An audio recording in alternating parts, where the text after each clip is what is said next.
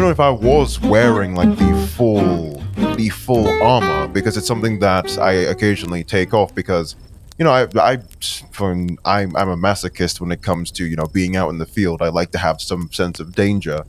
But when I have the ability to put on the good old platoon sergeant armor all over again, it is the amount you can carry with that and the firepower. It is devastating. At that point, it just feels like. I mean, I get to carry a lot of medical supplies, which is good because I like to help people.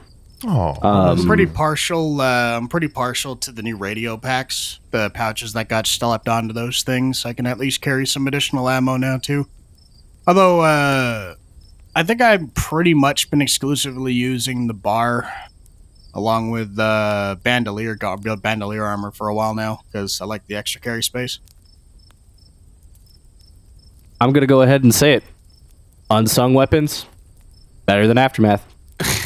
Just saying. Don't let Ryan hear you say that. Ooh, yeah. I'm gonna make sure. I'm sorry. I like the M14 and I like the M60. Sky, you gonna eat that mutt fruit? Nah, you can go ahead. Although, speaking of which, you talking about like the hollow recorder's working, by the way. Oh. Yeah. Well, hey, looks like we can be heard, I guess, transmitted? No, It's just being recorded, man. Oh. Oh, yeah, true. Well, hey guys, shit. It's Grim. Got a couple of guys from, one guy from company and then one guy from Rangers here. And say hi, boys. What? Well, hey there, everyone. I am Sergeant First Class T. Skyless. I know who you are. Platoon Sergeant of 1st Platoon, as it goes. Patrol Ranger Green. That's all you need to know. Already smoking, by the way, even though we're in front of a campfire.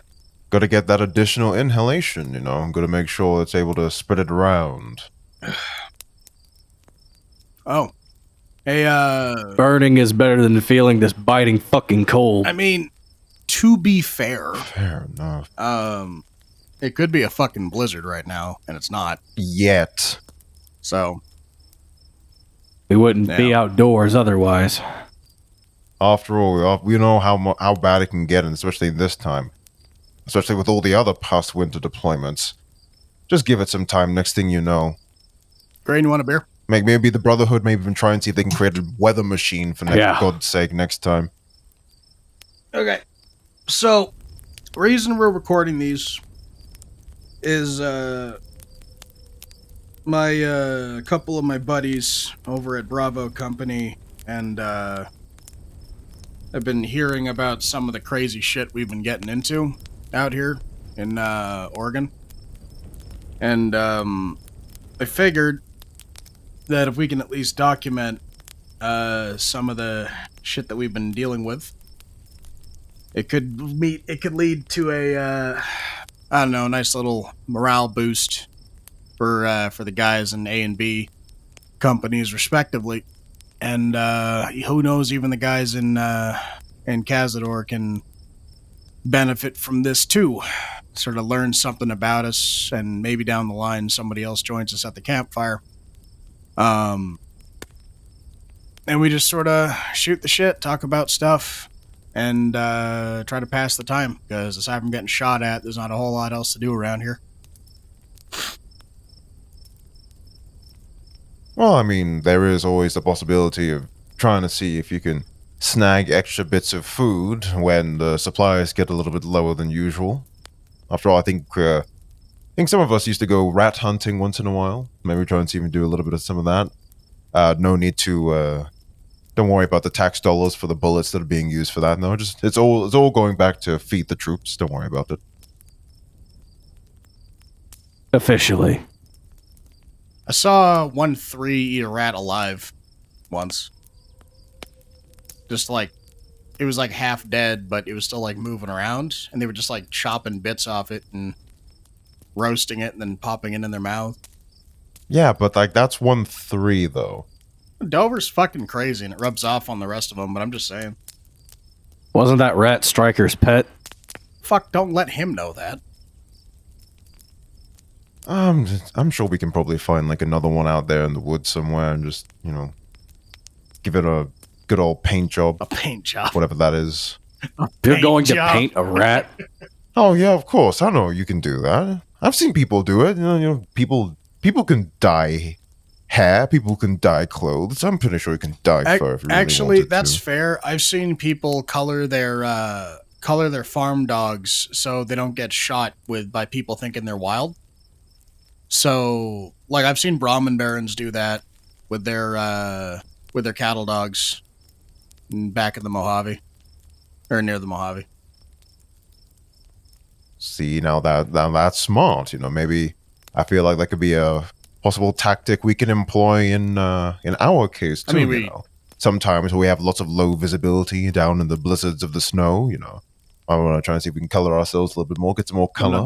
Doesn't have to be standard uniform color. I really hope I don't start seeing people paint their fucking uniforms bright ass colors. I already have to deal with looking at Viridian's stupid sleeveless shirt and his bright silver chest plate. How he is not immediately shot every time he's in the field is beyond me. I don't understand how he has survived this long. He's got a V on his hat in case he forgets what his name is. I thought that V stood for something else. Here's the thing, though. I feel like the enemy might be colorblind. After all, being out in the snow, I'm pretty sure the fact that he's been in recon for this long and hasn't been spotted wearing bright red, bright silver, and in the white cold. I don't know. Maybe some skill there being involved. Maybe it's all the. To be fair, snow blindness is a thing. Yeah. I know some guys. Clearly it's affecting infantry. We still get shot at. Well, then stop looking so shootable. I mean, have you tried? We're rangers. It's our job. Yeah, that's fair. I mean, after all, if there are any plates that you're wearing that might be magnetic, I feel like that could be detached as well. Some of the extra armor. Isn't that just Bushy's beret? Yeah, that is. Make a fair point on that one. Although I think that also attracts shrapnel too. They have seen him get hit more by rockets and grenades and explosives more than bullets in the recent days. He's a synth. Calling it. I'm pretty sure I once saw a 30 cal round veer in the air towards him.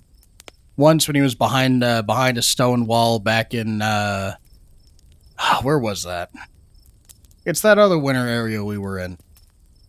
We were fighting Enclave. Oh, Remember that? God. Green, I think you were a private back then. Where was that? Okay, hang on. Let me try and remember. It wasn't that. Colorado. I think That was before I got to company. That's a lot of bullets. Was it? A lot of whiskey ago. A lot of grenades getting dropped by me and Sky when we're down. Oh, You dick. why? Yeah, yeah. I'm still pretty angered by that. Yeah, a lot of grenades are I'm going gonna off. steal one of Rook's Nuka-Colas. I'll be right back. Fucking fine. I'm not drunk enough for this shit. Not yet, anyway. Hey, want some? Yeah, might as well. God damn. Would you put in this gasoline? No, I just wanted to try and see if we can find something to help add a little bit of extra, zazz. I think one of the few things I was able to get my hands on was like a little bit of. If this is 1-3's toilet wine. Well, I mean, there was a little bit of some of that toilet wine in. The main idea was to try and add something just a little bit extra, I know Sika makes moonshine in one of the fuel barrels back at over at the hangars there. And he doesn't share Well, it. no, he uses it he uses it to fuel his afterburner. Yeah, all right, that sounds about right. Pretty sure that's the reason Stryker's always fucked up in the head, because he's been sampling that moonshine on the side. That would explain a lot. Thing is, though, I feel like with the track record that we know with Stryker, like ever since he came in and he was in 1-2 out in my squad around that time. Like, and he joined us. That's been there for a long, long period of time. Yeah, for those of you that don't know, I was actually under Skyless for a while. He was my squad lead. Yeah, I'll bet you were. What was it? I was his 2IC, and then I eventually took over platoon, which was pretty cool. And now I'm company commander after getting sent back to Shady Springs at officer school, which sucked heavily. Hated every second of that. I was his best damn auto gunner. Still are, technically. And then I was also his 2IC. And then I took over his squad for him while he was in Bed Bay. Yep. And now that I think about it, I think Andrews was also my 2IC for a while, and now he's second platoon lead. Andrews was. And also Rook. It's almost like 1-2 is a fast track to success. I don't know, man. Josh is in charge of it now. Josh is a good man. Yeah, good guy. I pegged him to be a good leader. I pegged him to be a good leader, and he is. Oh. Yeah, no, he does a good job.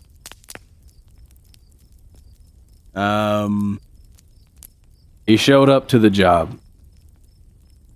He took it upon himself, so that gets my respect. I just wish that his guys would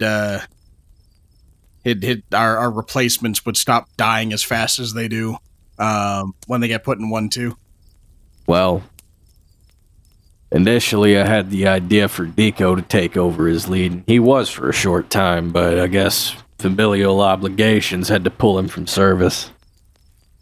Yeah, that's how it goes in this life, but we always adapt and overcome. I mean, that's the whole point of the Desert Rats being the Desert Rats. That was at least what we called ourselves in 1-2 regardless. Yeah. Even in the blistering cold or in forests or Jungle. Brad jungle, yeah. Oh, man, remember fighting Baja?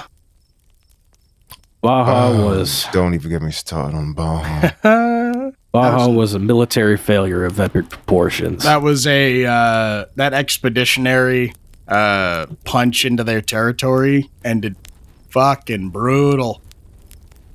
Like, I didn't even think we would, I mean, if it wasn't for Bravo Company, I don't think we would have gotten out this as fast as we did. And then all of a sudden, our own Too territory. many good men died. Oh, yeah, and also, like, our territory south of Southern California got hit right afterwards when they counterattacked. That was a blast. Fighting on our own territory. That was different.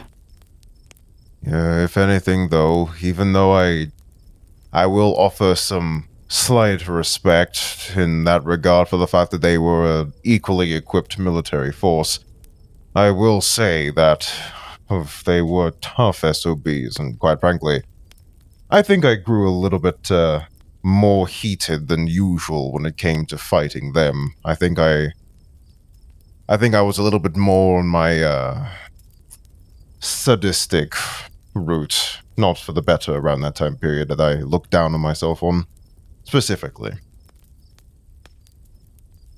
All the bayonet charges. I've got a bone to pick with those bastards.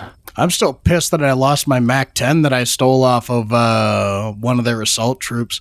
Those fucking shock troops, man, in the green, in that green combat armor. Oh god, they can take too many bullets. I remember something specifically fighting the Rio. The Baja Rangers, remember them?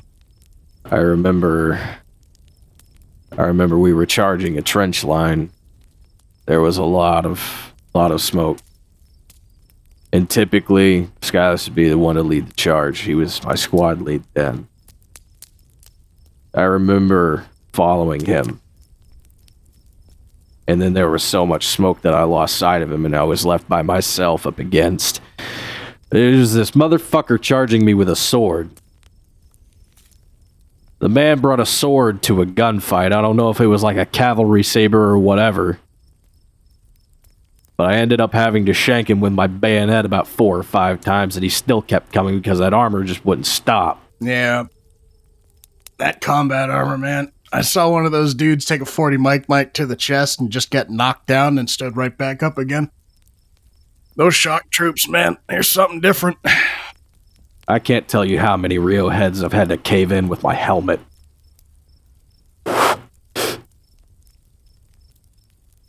think that was when I got around to using my new AR, or my Beowulf. Yeah, I was about to say, actually, ever since you got the hands on your Beowulf, I think you mentioned earlier that you haven't been using it as much, or been changing a different weapon. What's up with that? Because I know that's a special No, weapon. there's a crack in the stock, and I want to get that maple replaced. I found there's a house about a mile or two just out of base that has a maple wood countertop that's real thick. So I'm gonna get Dover when he's back from off base training to see about machining me a new stock and then replacing it. No, I found out that a lot of those guns were sent up north to be used by border patrol guys back during the Great War. And the dudes that were occupying annexed Canada at the time. Annexed Canada. Huh. Which is, yeah. Well, I'm from up in Ronto, right? So a lot of the info that we get off the terminals is largely surviving Canucks put in their accounts of the Great War and when they all started fighting the U.S. troops that were still up here. When the bombs started dropping, since the U.S. Army was on the back foot and retreating into vaults, right? So, Well, in any case, I'm genuinely curious. How did someone from up north make it all the way down here? train, actually. So, like I said, I was up in Ronto, which is where the hell's Oregon on a map? It's north of California. Yeah, not too far off. Okay, so yeah, way northeast, far east. I don't remember what the city would have been called back before the bombs dropped, but Ronto was pretty good. I didn't mind it. I grew up there mostly scavenging. There was a group of guys and gals that were more or less the law in the area. Called themselves the Mounties. They always had a big what are your hats that you got, green? What are they called? Stetsons? Yes. They're like a similar sort of wide brim thing, but their boss would always wear that one. Had like a little symbol on it. I don't remember much about it, but I remember it was gold and he looked important. Anyway, so after I was growing up there and I got handy with a wrench and a screwdriver, I wound up getting work helping restore a freight train that the Mounties were planning on using to try to reconnect some of the communities out west of Ronto there. And eventually, after one hell of a raider attack and some subsequent failures, we wound up getting her rolling, and I volunteered. Because at that point, I pretty much had nothing left for me in Ronto, so said screw it, and I was part of the security detail on the train, and eventually we stopped about halfway across the land, and I just started wandering, and eventually I found my way down here. And, it was a trip and a half. Wound up getting trained actually in the Mojave, so that was weird. Very drastically different than up north. It's pretty much eternally winter up there. So, yeah. Oh, so what you're saying is this basically reminds you much of home, eh? Yeah, no, the cold never bugged me. It could get upwards of like, oh man, like in Celsius is what it was called. It was like minus 40 some nights up there. And I mean, you had to figure out how to stay warm, so. Hmm. Fucking wind. Skyless? Oh, I mean, going around the table and talking about everything since we got all this, right? Well, I just have one question. How the hell does someone born in America get an accent like yours? That's actually a good point. You are very not American. Well, here's the thing. Well, see, we Vault Dwellers, we kind of came up based around the general people that were allowed in from the first places during around the time of the Great War.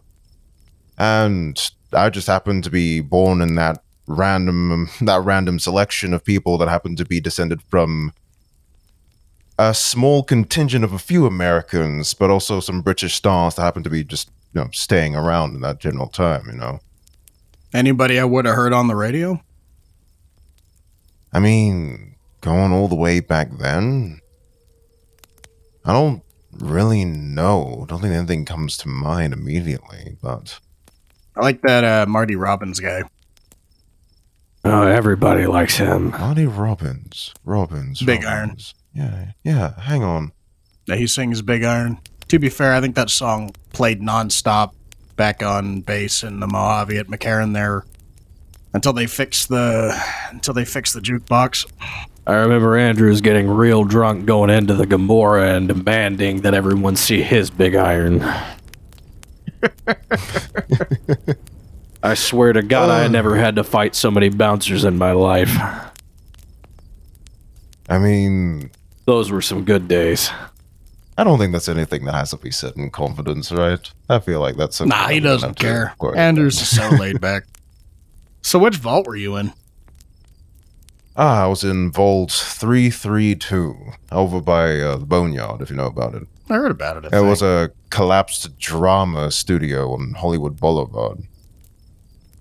Oh. Boneyard's near Shady Sands. Yeah, no, I remember. No, it was more so Hollywood Boulevard. I don't think I've ever actually gotten a chance to patrol out that way.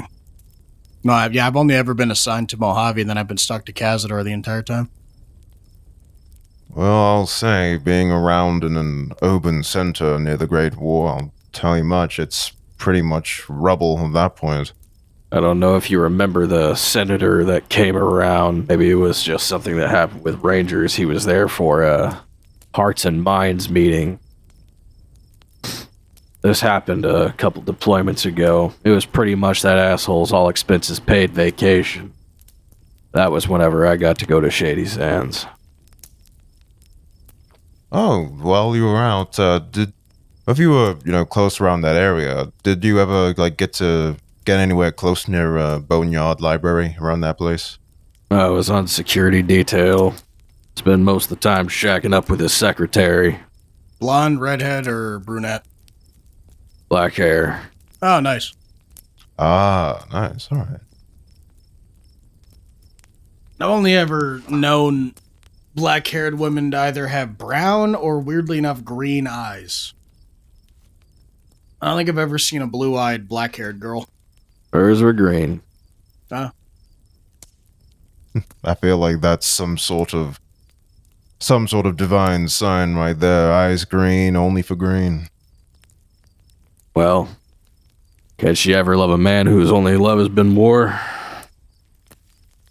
That's what she said, at least. But enough about me, back to you. Yeah. So look. you're a theater junkie. Well, oddly enough, what's funny is that even though we were growing up around all those people who were, really into the drama, acting, that kind of thing, I never really did fit in. If anything, I was a bit more of a war movie junkie myself. Oh, Yeah, because when the bombs fell, there were a lot of old tapes that were preserved, and at the time, there were a lot of film reels based on not only some of the things that were captured in real battles, but also movie battles, and there happened to be quite a few old British war tapes and radios and things like that that I listened to quite a bit, and well, that kind of explained a bit of my attitude when I was earlier leading for a bit, Hmm. I believe fashioning myself kind of in that whole idea of being the stalwart British commander, trying to be all tip top cheerio, that kind of thing. So, between us girls and everyone listening, that's a real accent, right? Like, that's not just something you put on one day. Because I've met a few out in the wastes they try to make themselves seem more, you know, intriguing or whatever to the ladies, so they'll put on like a different kind of, you know what I mean? Like a different kind of personality Every man does that for a woman.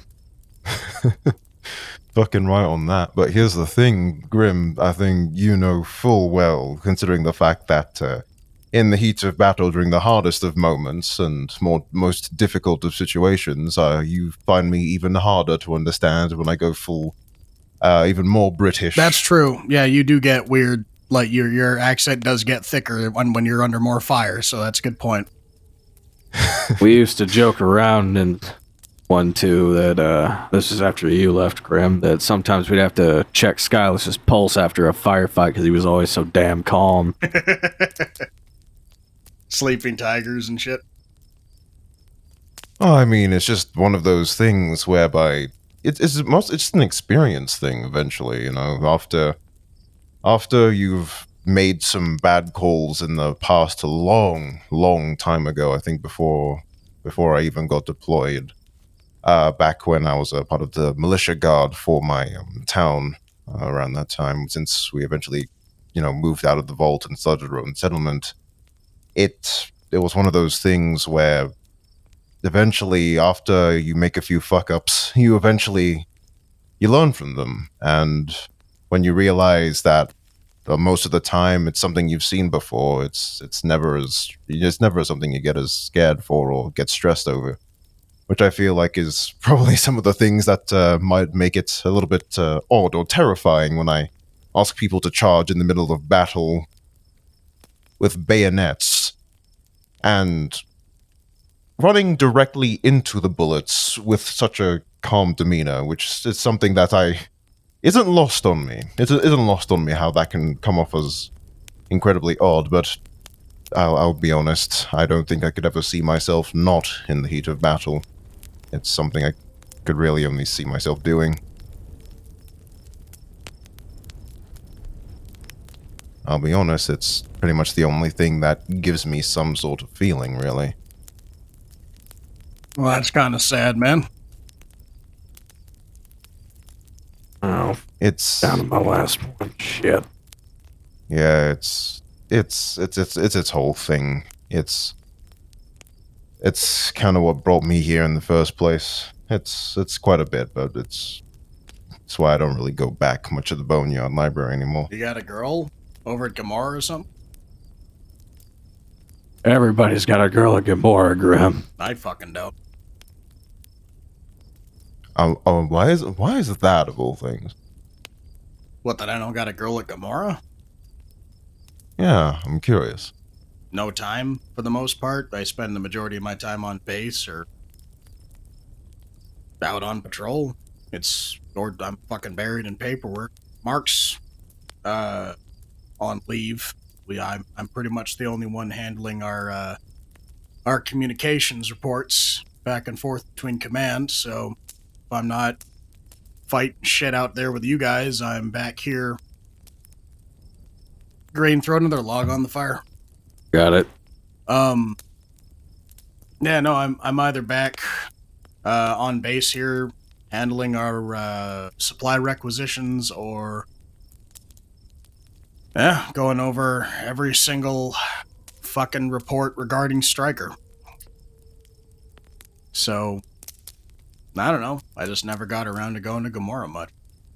I mean, I I gambled over at the Tops. I took in the shows at the Tops a few times. They're pretty cool. I like that one, that ghoul comedian guy. Kept on talking shit to people in the audience. He'd get people to ask questions, and then he'd start, berating them, which was pretty funny. Oh, yeah, the Ghoul guys. Isn't he the one that comes after the guitar player, right? The one that does that Yeah, old the Western cowboy one? guy. Yeah, that guy's pretty good. I don't know. I never like the whole like having a girl thing back at like I don't know, we move around too much. We get redeployed all the time, and hookers aren't really my thing. Like I always had like this idea that I'd like meet a girl organically on deployment, and then I'd have somebody to write, like that cheesy thing. Then like see them once in a while when I get the chance.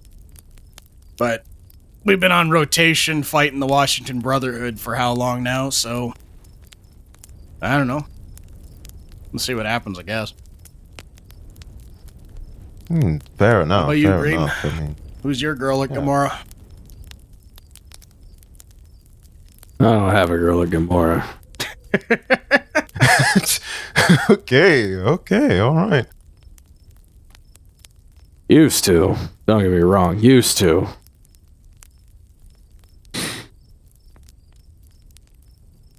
Don't get much time for it anymore. I don't have the patience. Whenever we're in the Mojave, I spend most of my time watching the walls. Those fiends keep getting closer and closer. Those cons still haven't learned their lesson. I find solace in just walking around. That or hustling poker. At base, I don't trust the casinos. I will admit, you have a very uncanny ability with playing that.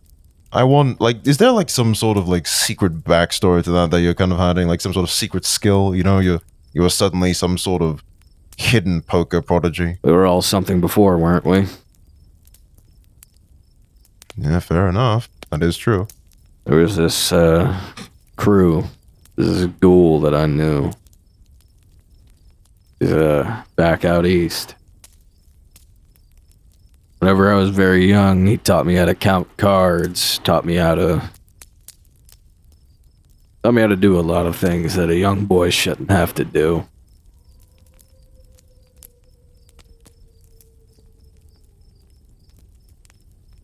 And it just so happens that those things that a young boy shouldn't have to do ended up being something an NCR Ranger can particularly excel at. So, here we are. I'll drink to that. I suppose I will too. Not a lot I won't drink to, damn it. Yeah, I'll add that to the fire too. Let's see if we can get a little bit of some extra warmth. Shit with that lighter fluid you gave me. Look, I understand it might have a different taste, but I'm sure I feel like it's still a good drink, Something that can at least add a little bit of punch. And considering the fact that, we're getting colder and colder winds, and I think it's going to get even colder soon. You know what? I saw a super duper mart in town. We're gonna go raid it. That sounds fun. And I'm gonna find some proper damn whiskey if it's the last thing I do. They got some good shit at the Tops, man. I don't know what. Like when you get some off or your day passes, and I get mine, we'll head down there and we'll take in a show or two. And they got good drinks, and the prices aren't horrible. And Rangers are pretty much the only ones allowed to carry a sidearm on the strip anyway if you're not MP. So Who's gonna stop me? right. You say fair prices, but I mean, bear in mind it's the tops. Like at that point, you are gonna lose some money one way or another. Well, yeah, but at least you're getting food and drink, right? You ever been to that White Glove place? What's the name of that casino? The one by the big one there that House owns. You see, back whenever I was an auto rifleman with 1-2 and we took leave there, I kind of earned a reputation, so no, they don't let me in places you gotta wear suit and ties to. Yeah. I don't wait. You can even afford suit and ties with the pay we have. Oh shit, no, we'd waste it all on whiskey and cigarettes. Well, okay, so you know that hotel across the street from McCarran? Yeah? Yeah, the Yeah, motel. Yeah, yeah. no, I found some business wear in there. It was dirty as hell, so I traded a box of Fancy Lad snack cakes for some Brexo, cleaned the suit up, and then before I got a chance to use it on one of my day passes, I was shipped back to Shady Sands for my officer training. So I've yet to actually try that suit on. Who knows? Maybe you'll be able to pull a nice looking lady with that. Well, I saw some real cute looking ones wearing them dresses. What are they called? Poodle skirts? Or whatever? Poodles. The ones that go to their knee. Oh, Yeah. poodle skirt. Yeah, you know what I mean. Oh. Right?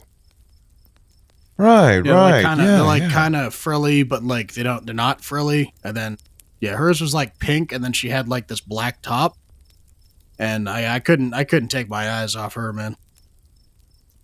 Oh, fancy one there. Yeah. Fancy. I'm still pissed because I was stuck at the embassy there, running communiques back and forth. So I had maybe an hour for lunch, and that White Glove place. Good God, the amount of money it costs just for like a regular dinner is ridiculous. Like I kind of ate at the tops 2-3 times over for the amount they were asking for like a regular dinner plate, like a roast and potatoes and whatnot. Hell, I'd take the Salisbury steak meals, those ready to eats from the pre-war over that, man. Like I don't know. I've been saving up. I get the odd souvenir that I could trade to the scavvers once in a while. So I've been saving caps, but especially since most places still don't like using the NCR dollars. They'll grow up someday. Maybe. I mean, eventually, until we're able to get a little bit more of a foothold into that place. Well, we need to charge across the dam and set up some, actual positions within Legion's territory and keep them on the back foot. But you know how it is. We're just holding the dam. No more pushing. I mean, I remember, didn't the whole place get scattered? I mean, don't they have like barely any leadership They're not- now? So, like, Lanius and the spy guy, what's his name? The one that burned down Nipton? Vulpes and Colta. Vulpes, Yeah. I know the that Rangers piece have of been. shit. Yeah, the Rangers have been hunting him down for how long now? But, when I was up at the, when I was detailed to the Mojave outpost up at the 95 there, the entrance to the 95, I overheard that Ranger. You probably met her, Green Ghost, the one with the glasses and the looks like a real hard bitch. Yeah, she is. Yeah, no, she. I overheard talking to some merc about Nipton, and then I overheard that Inculta or whatever had split off from Lanius, and then they split the Legion down the middle, had a little fight, and then worked their way away from each other. So it's pretty much just Lanius controlling what was left of Caesar's territory, and then when Cult moved elsewhere to start his own thing. They're splintered. They're worthless. That explains, Yeah. considering the fact that we've had to fight them in multiple times during multiple deployments. Fuck, it's like Is that Georgia? cockroaches. Did we go to Georgia? Was that where we were before? I mean, yeah, I mean, after the I was never in Georgia. Yeah. after the second battle of Hoover Dam, I remember like we were cleaning out the remnants. There was some of the north. There was some remnants up in the north. I think that's when like our first like winter deployment after a while. Yeah. And I think fucking after that, Georgia. No, we were fucking up raiding parties for the Colorado. better part of a year after that second battle. Yeah, I distinctly remember this. I can't remember the commander's name or whatever it was. Like I think some Praetorian like top guy who thought he was like top bitch and decided to try and take it over. Wasn't he the one with He attacked you know, McCarran. tanks and everything? Yeah, he attacked McCarran. That was my first battle with the Cazadore company back when I was still a conscript. Well, technically I volunteered, but didn't really matter. Either way, they gave me a rifle and sent me on my way, and then I was there when we retook McCarran. But they had that Sherman tank driving up and down the airfield there, hammering people. I was put in 1-3 at the time, and then I got transferred to 1-2 and I was officially in the unit. I was before 1-3 officially was the penal squad. Yep. Back then, it was just led by a dick. Hey! Ugh. My first campaign, I believe. First deployment was Baja, California, I believe. That was I can't remember. That is one hell of a first deployment, man. That was near peer. I remember my first arrival, I ended up being MG on the boats. That's you and your buddy. We were Code, going eh? up and down the river. Coat didn't Yeah. join up. Coat didn't end up with us until about a month after. That's right. Yeah, that was when they're counterattacking. Yeah, was that He was there whenever we were about to pull out of Baja. Yeah. I remember I had to drag your ass out of a fire. Good old days. yeah, especially going on the riverboat trips. Remember that one? Oh yeah, that's right. Yeah, we were driving down. Andrews was there. Green, you were on the nose gun, the twin 50s, and I had Kessler the was with us. flamethrower. Kessler was our DMR. Yeah, that's right. Shit, yeah. Before Kessler became a ranger boy like you and Co. Well, I kept yelling at him to join Rangers when the opportunity came. So Damn wild that 3 members of 1-2, all Rangers, same squad. yeah, one of us And then is the next company thing you know- commander, and then technically Rook is 1-2, and he's currently platoon lead for first platoon, and Andrews is current platoon lead for second platoon. So And I think we had a few people go into recon as well, and Yeah. even air. I mean, Stryker transferred and went into air for a Yep. bit. I think he led for a small bit. yeah, he's Sika's official 2IC. I heard he's pretty good when he focuses. Something. If you about want to get the- somewhere in this unit, get into 1-2. Yeah, right. It feels weird knowing the fact that I used to squad lead every single one of you at some point and seeing just how much things have changed. I just figured I could do it better, so that's why I'm. Yeah, mate, laugh it up, Yeah. laugh it up. I remember that one motivational poster I got done of how I used to utilize, because this was back when I first got platoon lead for first platoon. It was that one where it was an image of this one dude holding the ankle of another guy and swinging him at a third dude, and it was the how I utilize 1-2 and 1-3 when fighting Legion, and then there's a dude hiding in the bushes, and that was 1-1 because the way Bushy is. And I will never stop bitching at Bushy because of that one damn time I found him hiding in a shed with half of his squad when he was supposed to be holding perimeter. Well, I mean, considering the fact that no, goddammit, well, I mean, I'm not I'm not trying to excuse him. I mean, hey, I'm gonna say, like, considering the fact that we've heard him scream like a bitch quite a few times, I think we know full well. I mean, you remember when we were attacked by the mutants? Oh, Remember yeah. hearing all those screams? Oh, yeah. Could hear one of those mutants shriek from a mile off, and then Bushy would immediately start shaking. Good times. Great time. Although I swear there was that one time. I think it was in Hawaii.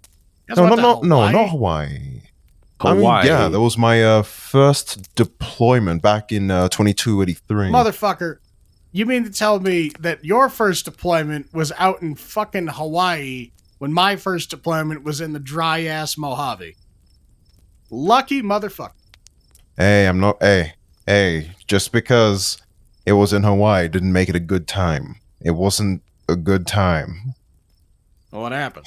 Swear to God, during those time period, we were fighting some tribals and gunners, although mostly gunners around this time period, and those fuckers decided to make it Trap City in that time. Oh, that's That's- IEDs? Oh, even worse, chemical warfare. Oh, shit. Fucking, what's a great time showing up first time as a private, realizing that now you need to worry about punji sticks, watching out for triggers to make sure that, no gas grenades go off or any of those, like, Zyklone, whatever chemical bullshit shows up that ends up choking not only you, but also everyone in the near vicinity for the next 5 kilometers, give or take. Jesus. And then next thing you know, everyone's hiding in the bushes, always hearing them last minute. Lots of mines, too. Too many mines. Honestly, I wasn't even sure I'd survive the first deployment there. Now, you know what? I'm gonna be honest. I prefer fighting fiends and Legion over whatever the hell that was all about. Oh, I mean, yeah, at least, well, less competent enough to at least try and start making more and more traps. Although I will say, out there in Hawaii, things got really weird. Have you guys ever fought synths before? Robots? Once. Yeah, back in the Mojave, I did. Yeah, because I distinctly remember Had a this one giant-ass time. robot. It was like a big sentry. It was like a giant sentry Exactly. bot. Yeah. Yeah, Remember that's that. the one I'm talking about. Yeah, we hit it with 10 laws, and it just still kept coming. Yeah, we even called cat. Like, we even tried to call as much cat as we could. Didn't even work. Didn't even put much of a dent. I distinctly remember the entire time when we had to. All of leadership was dying left and right. I had to try and see if we can I had to try and mobilize everyone that still was alive after that. I think Bushy got captured for a bit. I don't know. I think we were able to get him back, but he seemed a little different. I don't know. More or less of a bit. You know what? I'd say more. I'd say more. I'm just. Especially pulling, when you're hearing this, this. we apologize for nothing. Ever since you blew out one of my right eardrums after getting mauled by a mutant in the middle of that one that one enemy base up north.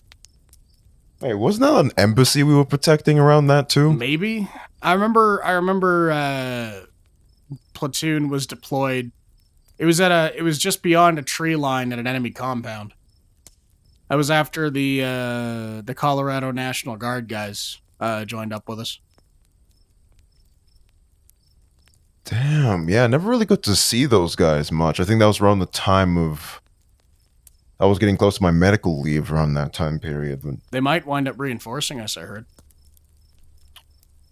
Which will be nice. Yeah. Colorado was a fucking nightmare. They got no, they don't get used in a lot of our engagements because most of our stuff is open-ended, broad daylight assaults. So we had to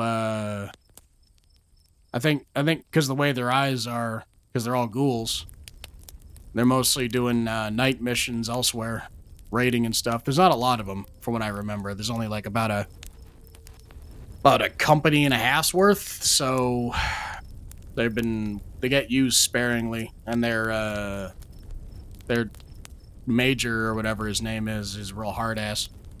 So at least they're on our side. That's the most. Yeah, bless. Sorry. Oh, I'm just saying, bless. I mean, bless them. Yeah. Like, that's straight up. Considering the fact that they're able to do well in the dark and able to do way more damage, I mean, heck, I don't think many of us are particularly interested or like night operations that much, considering how you can't really see shit. But we still get it done. Number of R91 rifles that they still have, like the old world assault rifles. Ah, They got a crap ton of them out east. Saw them all over the place in Ronto. I think they were getting phased out for the laser guns, for the most part. But there were still plenty of them lying around.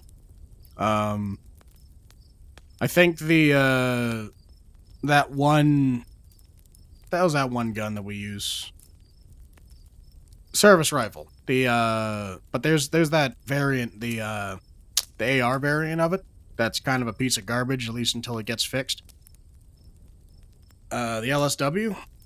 Oh, right on. And a bunch of other, a bunch of other guns. We're looking at a big shipment of weapons coming in for testing. So, keep your ear to the ground on that. We might actually wind up getting something, go through the armory. Yeah, looking forward to that, especially since I think it was around the time like R&D came up with the Mark IIs. Honestly, they've been doing good work with that. I will say for sure. Mark II. I can always rely on the hog. The updated bar is damn good. They've also got that variant with a rail mounting on it there for scopes and such. I want if I can get a bayonet on the bar, which doesn't make any conceivable sense, but I just want one. That'd be sexy as hell. Not gonna lie. Thing's long enough, it's like carrying a lance around if I can get a pointy thing on the end, Just carry a knife. I do. I got a Bowie in my backpack, but I just want to put that on the end of my gun. I think you just want a spear. Yes. I think that's just what you want. Do. Yes, in fact, what I would prefer is a fucking thermic lance. Those Centurion cunts running around the desert carrying those things. I watched one burn a hole right through one of Viper's guys. Going through foreign weapons training was an interesting experience. Yeah. Well, because we had to utilize the weapons of the enemy. Yeah. No, yeah, for survival reasons, if you're behind enemy lines too, it gives you an idea. Can't really go too far into details as most of the training is classified, however. I will say this. Legion's got some pretty good tactics. Have fire coming in from either side of a flank and then have guys charging in with swords in the middle. You keep the guys behind covered down, and then the next thing I know, they got guys with swords and spears dropping on top of them. Did you see that happened to Andrews' platoon? Was it during one of our winter campaigns? It was he was stuck in a tree line, and a bunch of legionnaires with spears and swords got snuck up on him when they were under fire from the front, and he lost almost half his unit. I remember being right next to him whenever he got stabbed one time. Thank Christ he made it out, but... He is surprisingly cool about getting stabbed. I do believe the radio message was, "Oh no ho ho," and then it went silent. The next thing I knew, whenever I was leading 1-2, is we were pretty much down to our bare knuckles. That's what the assault knives are for. I mean, if they ever wanted an opportunity for us to, I feel like the bayonet charge has been really underutilized in recent times, I remember having to do that way more often back then in the original times back in Georgia, running across trenches and watching across entire lines, going through the whole shebang. I remember like one particular trench charge we were gunning through, multiple machine guns everywhere, smoke everywhere, finally hopping in down and getting into fist-to-fist, hand-to-hand combat. I'm telling you, it's a rush. Rush you don't really kind of get with something like a bullet, but hey, still something that gets you Still gets you up and excited once in a while. Yeah, fair. I mean, truly, nothing beats getting to call the enemy a motherfucker to its face. True. I do like dropping dudes at range though. Just clean. And less likely of command going down on the radio. That too. If I get shot, that screws you guys over. So I leave the theatrics to the sergeants and guys like Dover. Let them have their glory, which is what they deserve, man. You don't get much else out here. As long as they don't get themselves killed because they just wanted to fuck face to face. I mean, it is what it is.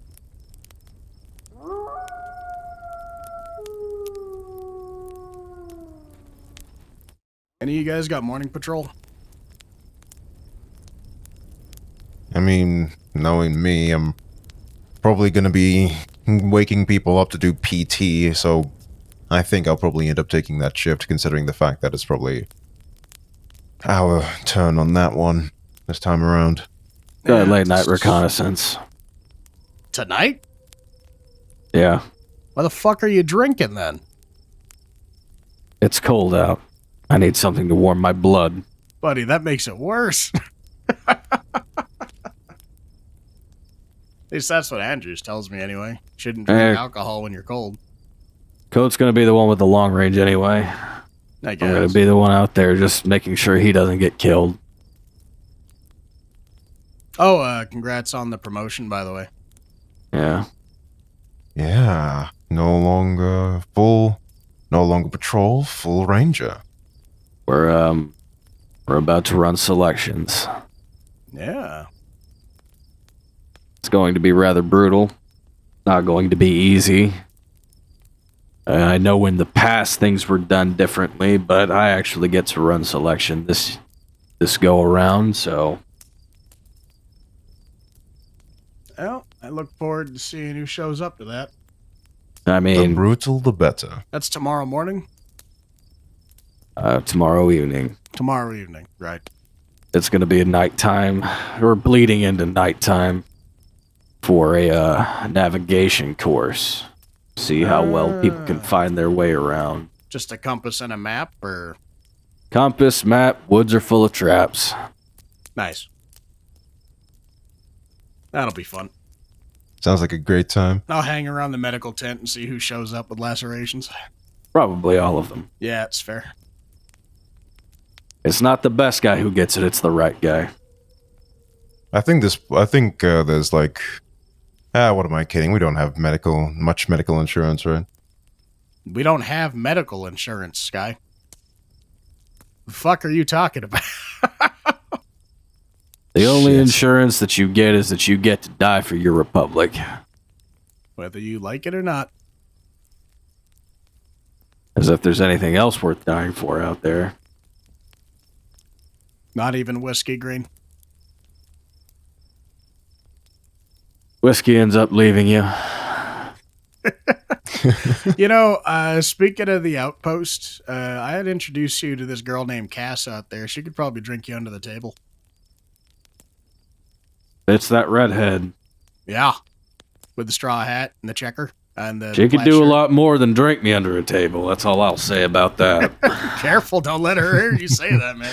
Oh no! Oh, I appreciate a no, woman no, who no, can no, kick no. my ass. Okay. Well, before this gets too particularly raunchy, A man after my own heart. yeah, I'm gonna go and spot check the barracks, make sure no one's doing jet behind the dumpsters by the mess, and probably hit the hay here. So, Sky, I'll see you in the morning. Green, don't get yourself killed tonight. Running the 60. I don't need accuracy. It's to whom it may concern. That's a good way to go about it. Me seeing you, Grim, and Green. If you think you still got an extra time, think you're gonna need a smoke. I'm going to stop by Andrew's barracks. I'm going to steal some of his. Right on. Although, for someone who's a medical practitioner who's so focused on health, I'm surprised. he still keeps those around. Really? You are? After what he's been through? You know what? Nice. Now you put it like that. Yeah, it makes total sense. Johnson, you fucking monkey brain! No smoking near the armory! Oh, don't fucking tell me. Well, I kind of want to go see this. All right, yeah, let's go check that out. Is there a way to like get this recording thing like set up so like, or does it like do it on its own? I don't know. Is this fucking thing even on? I think Grim said it was on. Hang on, I think, is this the button?